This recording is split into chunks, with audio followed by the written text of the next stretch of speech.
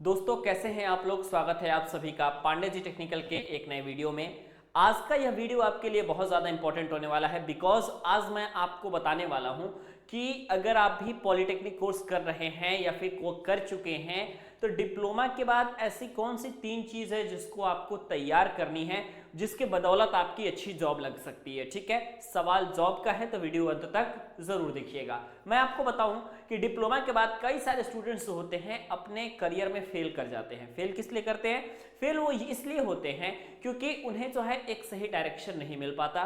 ठीक है, जो प्राइवेट सेक्टर में है उन्हें कोई कंपनी अच्छी नहीं मिल पाती। तो सबसे पहली बात, काम क्या करना है आपको जरा ध्यान से देखना है। ठीक है, स्टार्टिंग से अगर इस वीडियो को देखेंगे तो और अच्छे तरीके से आपको समझ में आएगा। ठीक है, सबसे पहली बात आपको जो है ये काम करना है। जो सबसे पहला काम होता है वो आपके पर्सनालिटी डेवलपमेंट का काम होता है। ठीक है, जिसमें आपको अभी से जो है अपने कम्युनिकेशन स्किल को डेवलप करना है। ठीक है, अभी से जो है आपको इन काम पे जरूर फोकस करना है, कम्युनिकेशन स्किल पे। इससे क्या होगा, अगर आप किसी भी कंपनी में जॉब के लिए जाते हैं, किसी भी कंपनी में अगर आप इंटरव्यू के लिए जाते हैं तो उनमें सबसे पहला जो इंटरेक्शन होता है आपका वो कम्युनिकेशन स्किल के थ्रू होता है। कहने का मतलब क्या है कि आपसे सबसे पहले एचआर यही पूछते हैं टेल मी अबाउट योरसेल्फ, और उससे आपसे कुछ नॉर्मल बात करते हैं। जब आपसे कोई इंटरव्यूअर नॉर्मल बात करता है तो वो यही चेक कर रहा होता है कि उसकी कम्युनिकेशन स्किल सामने वालों की कैसी है। ठीक है, और प्रॉपर कम्युनिकेशन स्किल अगर आपका बेस्ट रहा तो आप समझ जाइए कि आपको जो है अच्छी जॉब पाने से कोई नहीं रुक सकता। मैक्सिमम टाइम पे प्रॉब्लम यही होती है ना कि स्टूडेंट्स के पास बोलने का कोई कला नहीं होता। फॉर एग्जांपल, अगर कोई कुछ पूछ रहा है तो वो जानता तो बहुत कुछ है लेकिन उसको वो एक्सप्लेन नहीं कर पा रहा है, जिसके कारण सामने वाला इंटरव्यूअर ये समझ रहा है कि इसको कुछ जानकारी नहीं है। लेकिन हाँ, वही चीज अगर लिखने के लिए कह दिया जाए तो काफी शानदार लिखेगा और काफी सब कुछ अच्छा है, लेकिन अगर बोलने की कला नहीं है तो आप अपने चीजों को सामने रिप्रेजेंट नहीं कर पाओगे। और जब तक आप अपनी चीजों को सामने रिप्रेजेंट नहीं कर पाओगे तो आप समझ जाइए कि सारी नॉलेज बेकार चली जाएगी और अच्छी जॉब आपको नहीं मिल पाएगी। इसलिए चाहे आप first year, second year, third year किसी भी साल में है या फिर आप पास आउट हो चुके हैं, आपको कम्युनिकेशन स्किल पे पूरा फोकस करना पड़ेगा। ठीक है, सेकंड जो चीज होती है दोस्तों आप लोगों के पास वो होती है दोस्तों आपका स्किल डेवलपमेंट। ठीक है, स्किल डेवलपमेंट करने का कहने का क्या मतलब है? स्किल डेवलप करने का मतलब ये है कि आपको जो भी काम करना है, जिस भी सेक्टर में जाना है, ठीक है, उससे रिलेटेड चीजों को पता करें, उससे रिलेटेड थ्योरी चीजों को पता करिए और उससे रिलेटेड कौन कौन से स्किल्स जरूरी हैं इसको आप जरूर पता करिए। तो इससे आपका स्किल दोस्तों डेवलप होगा। इसके अलावा एडिशनल जो आपके पास स्किल होना चाहिए वो बेसिक कंप्यूटर का जरूर होना चाहिए। ठीक है, बेसिक कंप्यूटर का आपके पास दोस्तों स्किल जरूर होना चाहिए। जैसे कि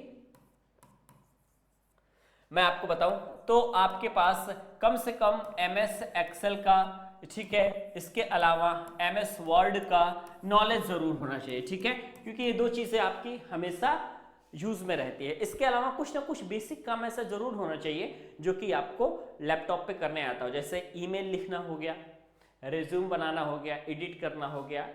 दो चार चीजें हैं जो कि बिल्कुल नॉर्मल है, जो कि कोई भी स्टूडेंट्स कर सकता है अपने लैपटॉप से। तो ये चीज़ें आपको ज़रूर आनी चाहिए। ठीक है, अगर आपको इन चीज़ों के बारे में जानकारी है तो ये चीज़ें आपकी एक्स्ट्रा करिकुलर एक्टिविटी में ऐड होती हैं और आपके सिलेक्शन को मजबूत बनाती हैं। ठीक है, अगर आपके रिज्यूम में ये लिखा है कि हमारे पास पूरा फुल कंप्यूटर का नॉलेज है तो आप इलेक्ट्रिकल डिपार्टमेंट में भी जाएंगे तो वहाँ काम होता है सब, तो अलग अलग चीज़ों की ज़रूरत पड़ती है, तो वहाँ पर आपका सिलेक्शन बहुत तेज़ी के साथ होगा। ठीक है, तो आपके पास ये चीज का नॉलेज जरूर होना चाहिए। इसके अलावा आपके पास जो है दोस्तों ये ट्रेड का सब्जेक्टिव नॉलेज जरूर होना चाहिए। ठीक है, आप जिस भी सब्जेक्ट से पढ़ते हैं उसका बेसिक आपको जरूर जानकारी होना चाहिए कि उस सब्जेक्ट का बेसिक क्या है। इलेक्ट्रिकल इंजीनियरिंग के स्टूडेंट्स हैं तो इलेक्ट्रिकल इंजीनियरिंग के कंप्लीट बेसिक नॉलेज आपके पास होनी चाहिए। अपर लेवल का नॉलेज भले है या नहीं है कोई दिक्कत की बात नहीं है, लेकिन उसका बेसिक सब्जेक्टिव नॉलेज जरूर होना चाहिए, क्योंकि बेसिक ही लोग चेक करते हैं।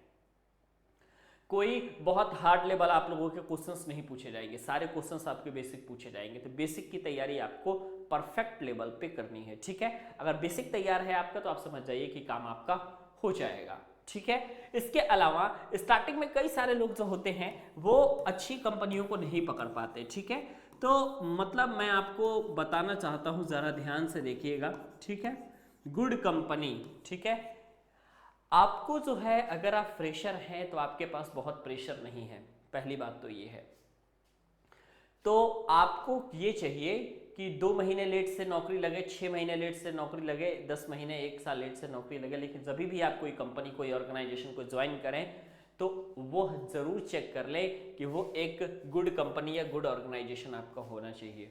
ठीक है, अच्छी कंपनियों को ज्वाइन नहीं करेंगे स्टार्टिंग में ना, तो आप समय बिताते चले जाएंगे, बहुत दिनों तक, काफी दिनों तक आप समय बिताते चले जाएंगे, लेकिन आपको जॉब अच्छी नहीं मिल पाएगी। ठीक है, तो महीने 2 महीने पे भले कंपनी चेंज करनी पड़े, लेकिन अगर आप जो है इस फील्ड में आ चुके हैं तो जब तक आपका कुछ बेहतर नहीं हो जाता, कुछ अच्छी कंपनी, कोई अच्छा डेजिग्नेशन आपको नहीं मिल पाता, आप जो है कंटिन्यूअस स्विच करने की कोशिश करते रहो, लगातार आप स्विच करते रहें, तभी जाकर के इस सेक्टर में आप आगे बढ़ पाएंगे। बाकी अगर इन 3 चीज़ों को अगर आपने ध्यान दिया तो आप समझ जाइए कि ग्रोथ आपकी पक्की है।